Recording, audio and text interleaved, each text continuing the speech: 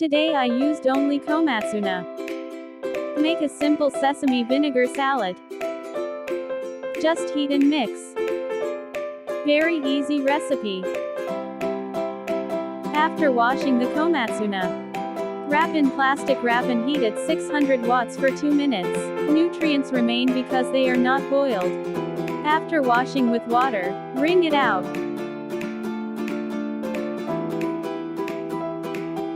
Leaves have a lot of moisture, so let's squeeze it well many times.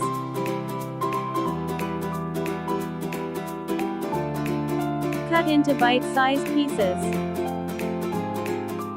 Cut into 3 cm strips. Cut into 3 cm strips. Seasoning is easy. Just mix vinegar, soy sauce and sesame paste. Delicious with honey and sesame. Mix it up and you're done. You can also use broccoli, spinach, cabbage, and carrots. Thanks for watching. Please subscribe.